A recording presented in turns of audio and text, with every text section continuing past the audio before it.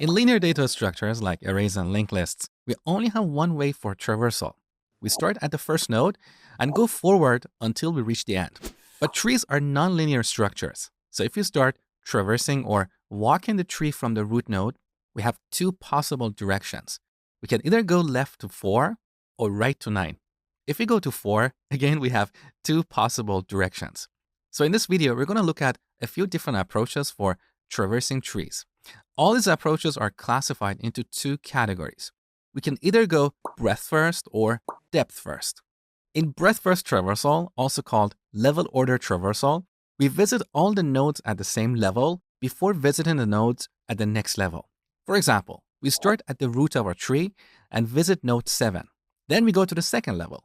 In this level, we'll visit 4 and 9, and finally we'll go to the third level, and here we'll visit 1, 6, 8, and 10. So we're going to visit our nodes in this order: 7, 4, 9, 1, 6, 8, 10. This approach is called level order traversal because we're traversing level by level. Now let's look at depth first traversals. We have three different ways here: pre-order, in-order, and post-order traversal.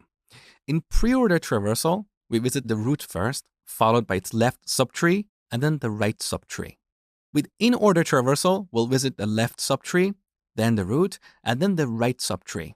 And with post-order traversal, we visit the left subtree, followed by the right subtree, and finally the root. So if the root is visited before left and right, it's pre-order. If it's in the middle, it's in-order. And if it's after left and right, it's post-order. That's how we can memorize this. Now let's see these algorithms in action. We're going to do pre-order traversal on our tree.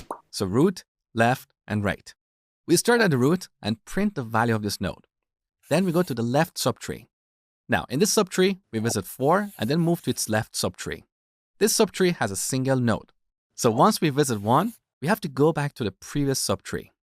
Now, in this subtree, we have visited the root and the left subtree, so it's time to visit the right subtree. We visit 6, and we're done with the subtree, so we go back.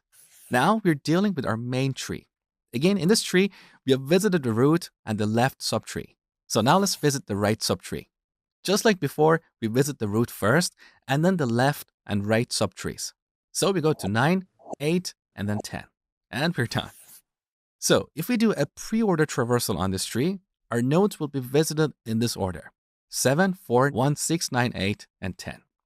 As you can see, with this approach, instead of printing nodes on a level-by-level basis, we start at the root of our tree and go deep to all its children and grandchildren. This is why it's called depth-first traversal. Now let's look at in-order traversal. With in-order traversal, we visit the left subtree first, then the root, and finally the right subtree. Let's see how it works. So we start at the root, but we're not going to visit or print this node yet. We should visit the left subtree first. Now, in this subtree, the root is 4. Again, we can't visit this node yet. We have to visit its left subtree. This is a single node tree, so once we visit it, we have to go back to the previous subtree. We have visited the left subtree of the root node, so now it's time to visit the root node itself. And then we visit the right subtree. All right, we're done here, so we go back to our main tree. We have visited the left subtree of the root node, so now we visit the root node and then move to the right subtree. Once again, we have to visit the left subtree of the root node. So we go to 8, then 9, and then 10. Now here's the interesting bit. If we do an in-order traversal on a tree, our numbers are going to come out in ascending order: 1, 4, 6, 7, 8, 9, and 10. What if we want these numbers to come out in descending order? We simply swap the order of visiting the nodes. Instead of visiting left, root, and right, we visit right, root, left. Now let's look at post-order traversal. Post-order traversal is very similar, so I'm going to go through this more quickly.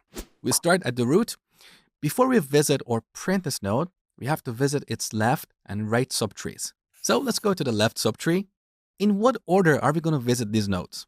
Left, right, and root. So 1, 6, and then 4. We're done with this subtree. Back to our main tree. We can't visit the root node yet. We have to visit its right subtree. In this subtree, we should visit left, right, and then the root. So we go to 8, 10, and then 9. All right, we've visited both the left and right subtrees of our root node, so finally it's time to visit this node itself. Boom, we're done.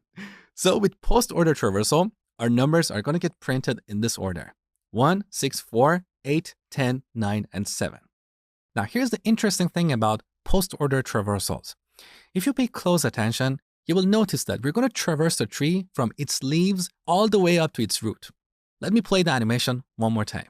So notice how these nodes get visited. This is very useful in solving a lot of tree problems.